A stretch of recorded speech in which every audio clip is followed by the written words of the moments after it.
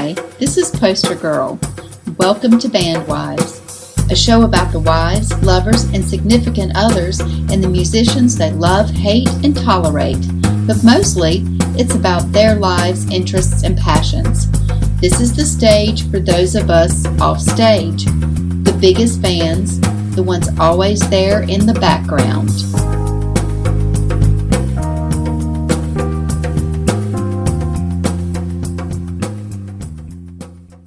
Hello everyone, welcome you today to Band Wives and Beyond, and on this episode I get to talk with someone that I haven't known for very long, but yet in the year I think that I've known her, I think we've become pretty good friends, and she has certainly been a lot of fun, and I have really appreciated getting to know her. This is Brenda Parker. Hi, Brenda. Hi, Lynn. It's very nice to see you today, and I thank you for your time. It's nice to be here. So for those of you who haven't quite put two and two together, Brenda Parker is the better half of Danny Parker, who is a guitarist and has had several renditions of bands over the years, from just with Kevin Bridges, he's had Snake Handlers, Dancing Hobos, okay, Cleve Co. Yeah.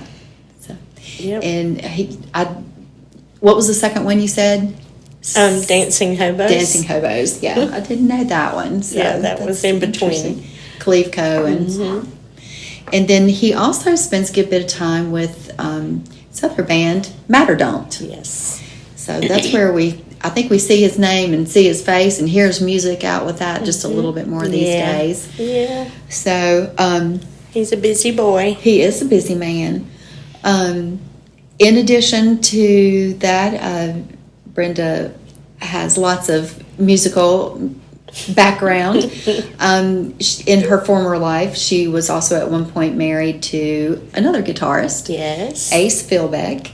And she boasts that because that's where she had her two beautiful girls. Absolutely. So best parts of me are your girls. Yes, children can be, and yes. It's kind of funny how they sort of pull out your not so good parts sometimes. Yes, they do. So, they try us. Yes, they do. They do. So, well, it's really good to see you today, as I said earlier, Brenda, and I'm glad you're going to be here a little bit. So why don't you take just a minute and just tell us a little bit about you, about Brenda, and tell us, how did you meet Danny? How have you become Danny's band wife? And we'll sort of go from there just a little bit. Danny and I met at a bar, the Training Table. Okay. I don't know if you remember that. It was up on 74 where the Japanese restaurant is now. Okay. I don't remember. They have a drive-through, and so there was like a little patio out where the drive-through was, and that's actually where I met Danny. Okay. And was he playing? He was. He was? It was the Snake Handlers then. Okay. And we actually started talking about an old group, Mother's Finest. Oh, yeah. And God. Mother's Finest. That was one of my all-time favorites, and I just could not believe that he actually knew who they were with his age, because he is 6 years younger than I am, and he never lets me forget that. But the type of music that he was playing, I was just very surprised that he actually knew who they were. So that's where we met. Okay. And Mother's it took him 5 years to talk me into marrying him. Yes. Okay. That's so right. Yeah, we dated for 5 years before we finally tied the knot in 2003. Okay. So from that time that you first met him at the Training Table, is that the name of it? Did you guys did he ask you out right then, and it was from there, it was sort of okay. Well, it was a couple of days later after we met that he actually asked me out, but he did, he's going to kill me for telling you this. Nah. But I actually have it on an old floppy disk, if that tells you anything. He wrote a letter And in the letter, he said that he had actually met his future wife. And really? that was like the night that we met or the day after we met. Uh-huh. So this was a letter that he wrote to you. Mm-hmm. Okay. He knew right away. But right. It took me a while. It took you a little while. Yeah. So did it take you a while to say, okay, yeah, I'll go ahead and marry him? Or was it sort of like, I don't really know if I want to spend my life with him? It wasn't so much to do with him as it was my former husband. Uh-huh. When Ricky and I call him Ricky, That's he was okay. Ace. Mm-hmm. When we split up, I said I would never do it again. Right. Mm-hmm. But Danny proved me wrong. He does. Sometimes it just takes the right man. And he is very good to me. Mm-hmm. Very good to me. He dotes on me. He waits on me. I have to actually be careful about what I say I want, because if it's in his power, he will give it to me. He'll figure out how to do it. Yes, he will. That's a good thing. I think they're supposed to put us up on pedestals, aren't they? I think so too. Yes. For all you guys out there listening, don't forget. That's little hint. But yeah, I'm absolutely consider myself one of the luckiest women because he is a fantastic husband. So, well, that's fair. I would imagine he would say something similar about you. No, I don't know about that. So. You don't have to live with me. Well, it is true whenever you get in that like really intimate part of people like living together as a.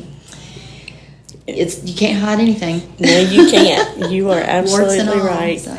But even more than the husband, he was an awesome stepfather to my two girls because they were only 8 and 5, I think, or 9 and 6 when we met. Wow. So yeah, they were youngins. Yeah, but they loved him from the minute they met him. Of course, I have just gotten to know them, who they are recently and things. So, and it certainly seems like they, Danny just takes them as his own, and they take him as their own. Yes, he did, and does. Yeah, he does. So you've mentioned your daughters, Megan and Macy. Yes. I know that Megan has a little bit of a musical background too. She does. She's a beautiful vocalist. Graduated from Gardner-Webb with a music degree. She was the choral director at Crest High School for several years. Mm-hmm. Yes. And then she moved to the Rutherford County school system where she teaches elementary kindergarten through 5th grade, and she loves it. She's the music teacher there. So.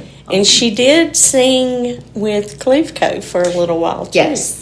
Mm-hmm. And that's probably where I first started seeing things about, like videos and things of Cleveco. She was singing with them. And I remember when I first met you and it came out, okay, well, Megan is my daughter, and she was singing. And I went home and told Chris. Chris was like, oh, really? She's got a phenomenal voice. And she really does. She does. But Macy is also musically talented. She sings. She's not as outward with her singing as Megan is. Right. But she has a gorgeous voice. And Megan plays piano and guitar and ukulele. And Macy plays violin.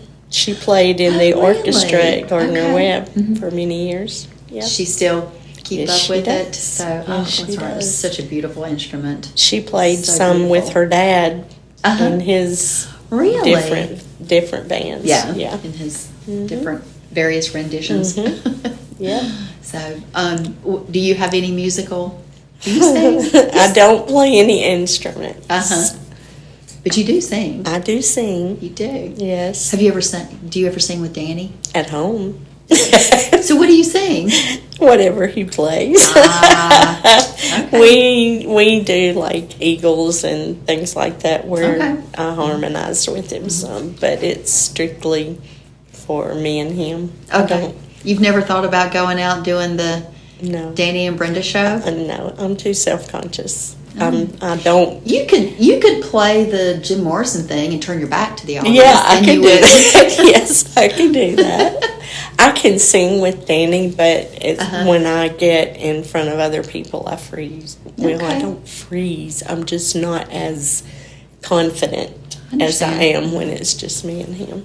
It's a big thing to put yourself out there on a stage, and I'm always very impressed and in awe of people who can do that. And even sometimes the most reserved people that you wouldn't think do this thing, just seeing them out and about, and then they get up on that stage and it's like, oh yeah, there they are. But that's the thing that I love about Danny so much is when he's playing guitar, he's the same person that he is when we're sitting at home watching TV. Yeah. He's the same person. He doesn't change. So what's your favorite song that he plays? My favorite song that he plays, no one's probably ever heard of, is one that he actually wrote, and it's just an instrumental, just the guitar, and it's called Winter. Okay. I have a copy recorded at home. I'll have to play it for you sometime. Yeah, you will. But he said that I actually had a part in writing that song. Oh, really? But it's only because when he was playing it, it's a finger pick. Okay. And there's one note, one of the lower notes that I heard that he didn't hear. Really? So when I was humming the song, he heard me humming it, and he says now he can't play it the original way because he hears the note that I heard now. So he kind of changed it. Just how one little thing can change the song for people. So I think he's being kind, though. It's a beautiful song. It really is. So what's your favorite part about being married to a musician? Favorite part? I can have music anytime I want. Yeah, you can. Live and otherwise. Yes. Because Danny lives, eats, and breathes that guitar. Music. Yeah. And every night before we go to bed, he's always got something on YouTube to show me. Something about a guitar or somebody new that he's heard. So that's his life. That's what he loves. So aside from Danny and Ace, in any of your previous lives, were you always like, oh yeah, the musician, that's my type? No. No? They're the only two? Those are the only ones. All right. The only ones. Well, sometimes people have a type. You just never know. Yeah. I think where I actually met Ace in a bar as well. Did you really? I did. You definitely have a pattern, girl. I do.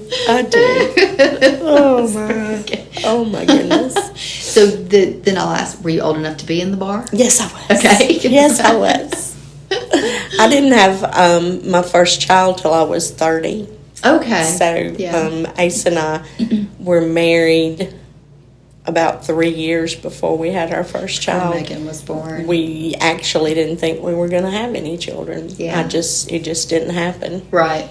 But then I had some tests done, and lo and behold. Surprise, surprise. Yes. There it is. Yes. Timing is everything some days. It is. Timing is everything. It is. So tell me, what is your least favorite part about being a band wife? The women. The women? Oh, yes. Yeah. Yes.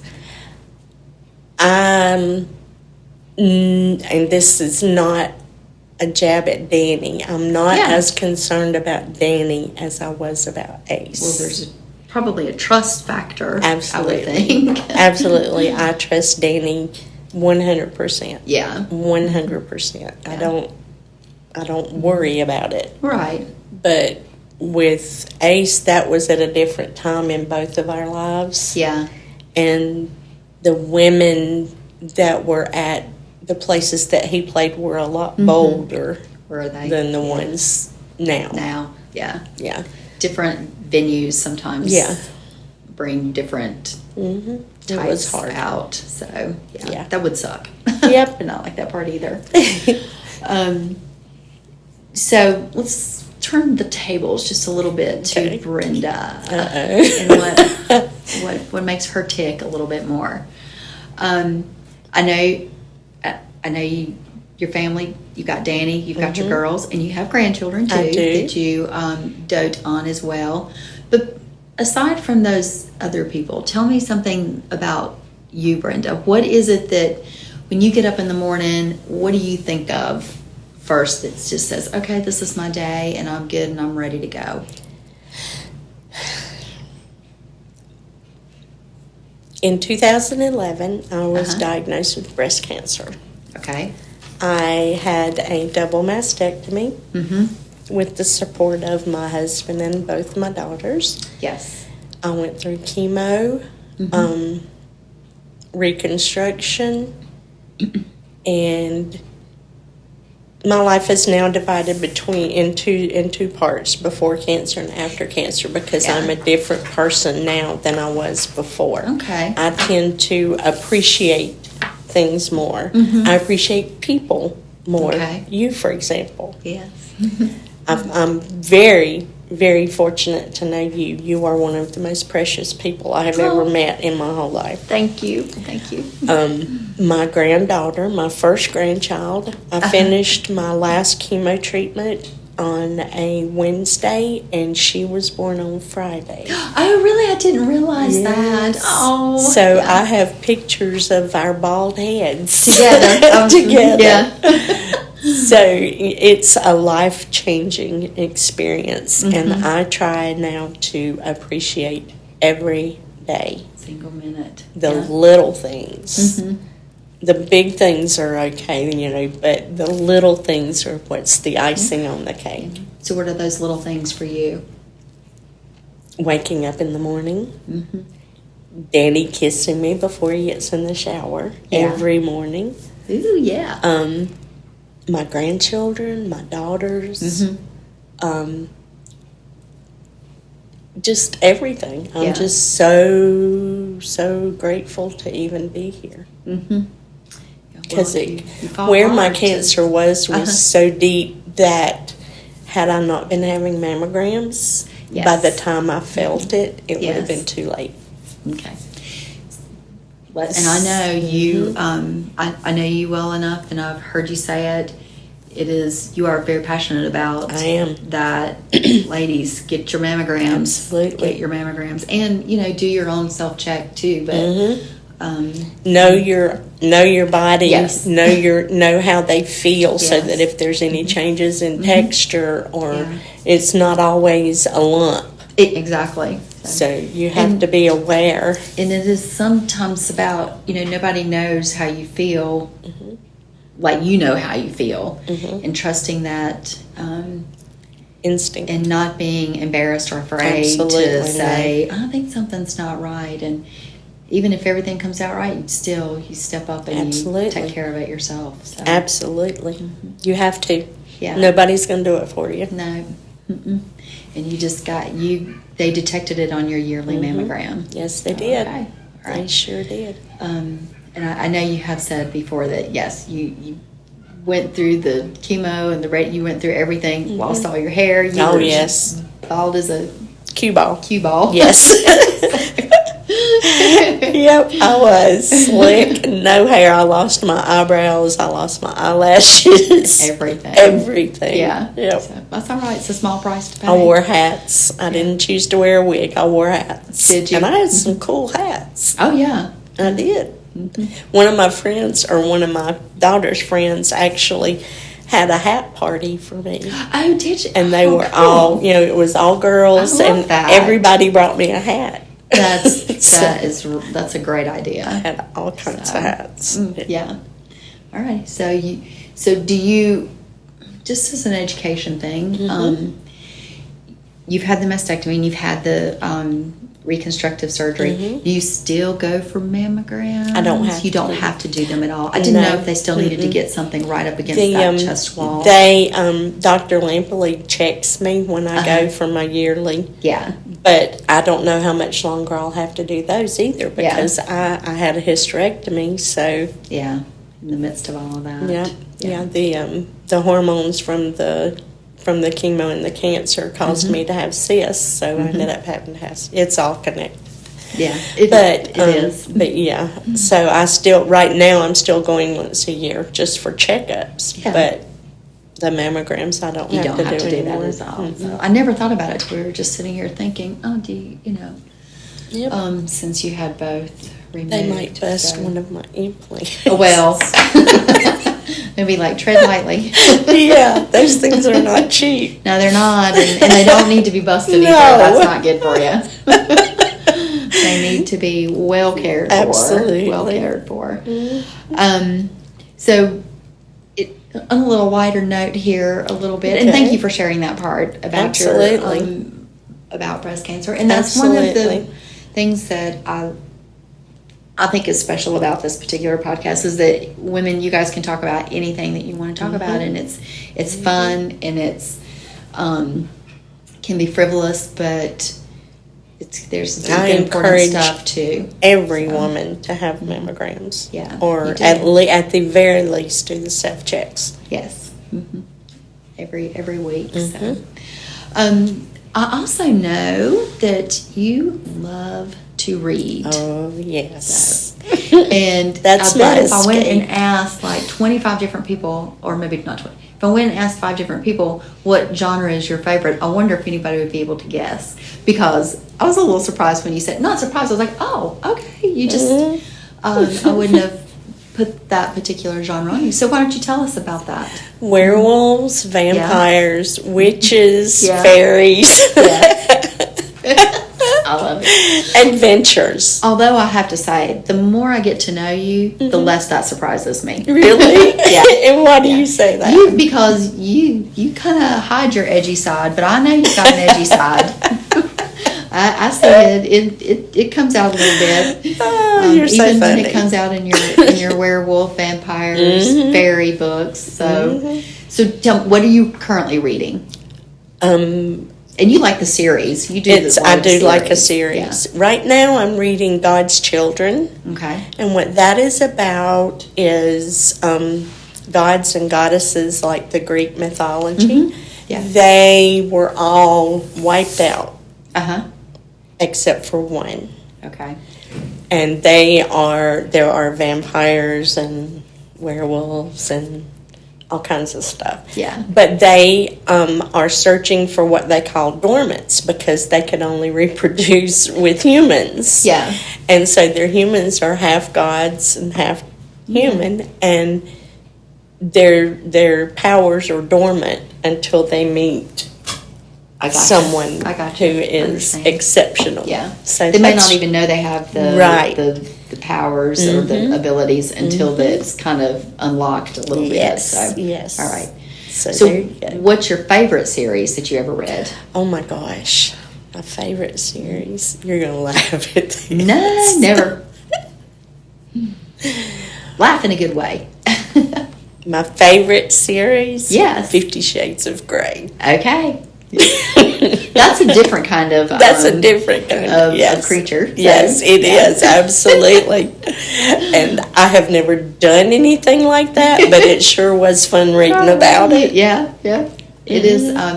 It definitely had a huge impact on us society-wise and cultural-wise, and opening up the doors to things that people and I've never seen the movies. Have you not seen the movies? Do not want to see the movies. Yeah. It ruins the books. I've never read the books, but someone told me that actually they said the second and third books were much better than even the first. It was much more about the psychology of what happened, especially to the Christian Grey character, and how he ended up where he was. So, all right, that was So, do you go back and read it over and over again every once in a while? I have read it 3 times, I think. Okay. And each time you find something new. Oh, yeah. That's like that with most books, I think, that you are that passionate about and that you like that much. So. And I do love to read. I usually have 2 books going at once. I have one that I listen to in the car and one that I actually read. So do you read on your iPad, or do you like the actual books in your hand? Both. I like, I always had liked books because I like to flip the pages. Yes. But like when I was doing chemo, the girls that I worked with at the time, they knew that I was going to be doing it, and they bought me a Kindle. Oh, that was nice. Because then one arm would have to be mobile, and it would be easier for me to hold. So they bought me a Kindle. Mm-hmm. That was very nice. It was. It was really sweet. So do you still use the Kindle, or you did? I actually have an iPad now. Yeah. Okay. So what is the first book that you remember reading? Oh my like even growing up, and I don't necessarily mean see the Dick and Jane books and Rags and all that, but if you think back, like what was it? Can you think what sparked your oh man, I like this. I'm gonna keep doing this. I really can't. Okay. I can't think just of been doing it as long as you can remember. As long as I can remember. Yeah. I really can't think of. Was your grandmother a reader? Yes. Yeah. So she probably was reading to you. Yeah, I'm sure she did. I'm sure she did. There's a lot of things about my childhood that I don't remember, but I definitely remember her. Mm-hmm. Yes, she was. You speak very fondly and often about her. She was a very special lady. It sounded like probably can see a lot of her in you. I don't know about that, but I hope so. I hope so, because she was a wonderful woman. She was strong, and she had her priorities in order. She knew what was important, and she taught her children the same way. The same way, yeah. And considered all of you her children. Awesome. Very, very cool. Oh, it's okay. We don't want to make you cry. So good memories, good cries, good tears, good memories, good laughter, good memories, all that. So, talking a little bit more about the music and about your connections there. So, do you go see Danny play much? I do. More now than I used to. Of course, we had the girls, so I didn't get to go as much when they were younger. Mm-hmm. But I did go more now than I have for some time. Yeah. Yeah.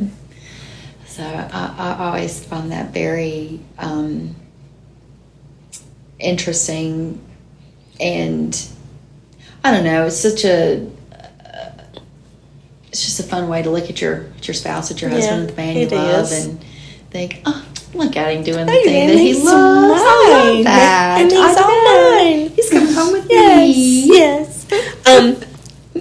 For a while there, I didn't go as much with him to play, but I'm a very, I say that people are going to laugh at this, but sort of introverted. I don't have a lot of what I would say friends that I hang out with. Right. So when I went with him to play, Danny's a social butterfly. Yeah. He does not meet a stranger. And yes, he is a talker. That's a Parker trait. But I wouldn't change him for the world. But I would end up sitting by myself a lot of the times. And so I got to where I would just stay at home. Yeah. But now I have more friends. Yes. Like Lynn. Yeah. So I'm going out a little bit more now. That is good. So it is, I know. And in everybody, you have your way of being in a room and socializing and hanging in that room. And Danny has his way of doing it. And figuring out how the two meet is one thing. Chris would probably say a little bit of the same thing about me. I can be, I can flip from one thing to the next. You're like a hummingbird. Yes, I am. I can very much be like that. So, but I think it's don't it's change. fun. I love more than anything to talk to all the different people around. So, tell me. I want you to think about this for just a second. Okay. And if you could go back to 12-year-old Brenda, what would you tell her? We could just transport time back in time, and you could go back to 12-year-old Brenda. Let's say 12-year-old. Yeah. I would say stay with your grandmother. Yeah. Okay. I would say go to college. Okay.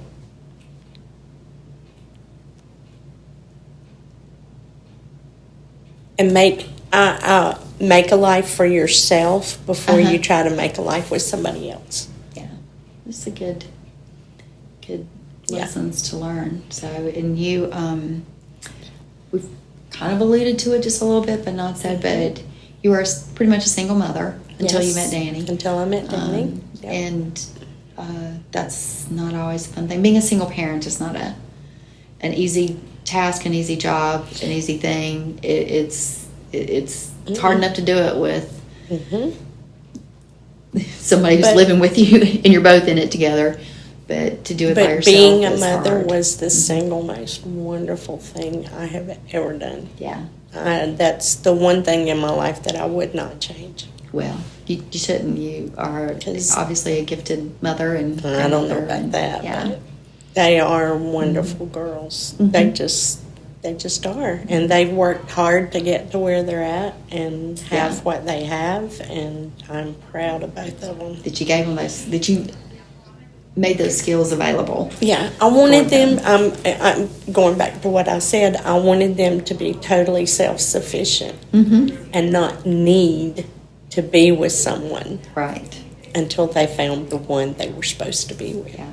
So, well, that's it's a hard thing. I mean, sometimes life is a little bit hard. It is. It's hard to impart that stuff, but it's you've obviously left a legacy, giving them a legacy. Yeah, I tried. So I'm going to bump it up just a little bit. What would you tell 28-year-old Brenda?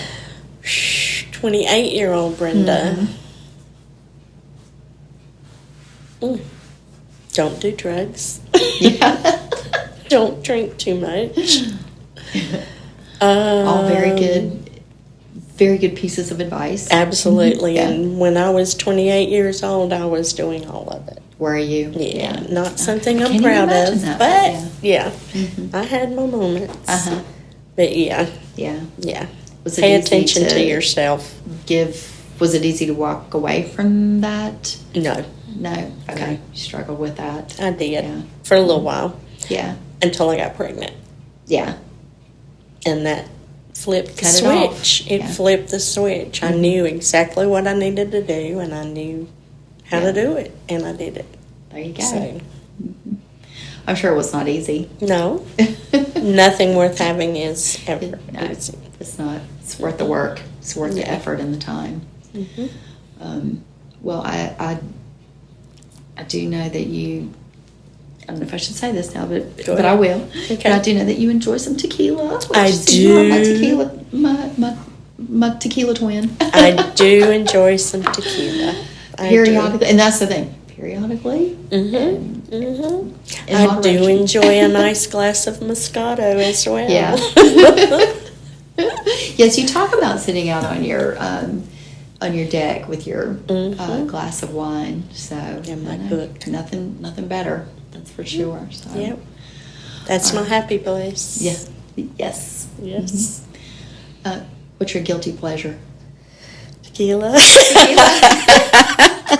Yes.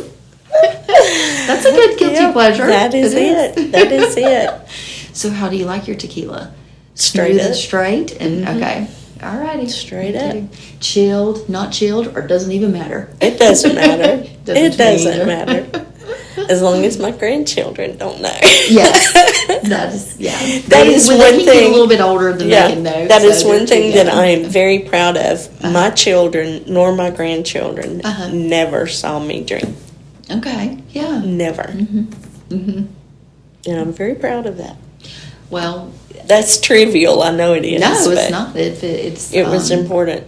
I was going to say it was an important goal for you, and the way you wanted to present yourself, and that's what matters. Yeah. Not that I think it's wrong or that I didn't do it. They just didn't see me do it. Yeah. No, that's okay. Well, so I have grandkids too, and that's one of the things that we. So one of them just turned 4, and it's like, well, yes, there's just things that 4-year-olds can do or can't do that adults can do. Yes. Just by the same thing. So he's 4 and his sisters are 2. Sometimes there's you as a 4-year-old can do this, but your 2-year-old sisters can't. It's a hard lesson to learn when you're younger, but it is. Might as well learn it now. Because there's always something that somebody can do that you can't do, Absolutely. no matter what you're doing in your life. That's right. There's always something. There is. So the next time Danny's out playing, do you think we'll see you anywhere? Sure. Okay. But I don't know when that's going to be yet. He's got a couple weeks off, I know. Well, that's good. What do you guys do on his weekends not real off? Sure. Have you got anything planned? No, not really. All right. We like to watch murder shows. Oh, yeah. Right. We just finished Signs of a Psychopath. Okay. They're like documentaries. Okay. It's not movies. Okay. It's like real life. The real life stuff. Yeah. So do you watch live, like based on true story stuff? Yes. Have you watched any of that? So we've watched both of them recently. One's on Hulu, and I can't even think of the name of it, but it's about that Candy Montgomery that in Texas. And we just finished watching the one that's on HBO Max, Love and Death. I haven't seen that. Oh, have you not seen them? Yeah. They're pretty interesting. They're pretty good. I do like to watch ghost shows too. Oh, do you really? Yeah. Like Dead Files. And Yeah. Yes. Yes. I love it. Paranormal Lockdown. And So do you believe in all that? I do. Do you? Okay. I do. I believe. I believe anything's possible. Yeah, me too. But yeah, there's just like things that can't be explained by in my regular house stuff. In my house, I get whiffs of perfume sometimes. Oh, yeah. Okay. Or at other times, it's like pipe tobacco. Okay. Yeah, you do have something. I didn't really grow up with that very much. My husband grew up with a little bit more of that than I did. So I was an adult really whenever all that stuff sort of became like, oh, okay, wait a minute. This is really here. But it is, you just never know. You just don't know. You really don't. You don't. Don't count anything out. I believe anything is possible. Yeah, me too. Well, Brenda, yes, this has been the best 37 minutes. This has been great. And here I was worried about what we were going to talk about. I know. I told you not to worry about it. It's easy to talk to you. You're super easy to talk to. Oh, you're so sweet. And lots of different perspectives and lots of different thoughts on things. And I appreciate you sharing all that with us today. Thank you for asking me. And sharing a part of yourself. And as I said at the beginning of this, I haven't known you for very long, a little bit over a year, but I'm definitely a richer person for knowing you. Oh, you're so kind. Thank you. So, I love you. I love you too. Earlier in the episode, Brenda mentioned her favorite song that Danny plays. It's an instrumental called Winter. I hope you enjoy it as much as she does.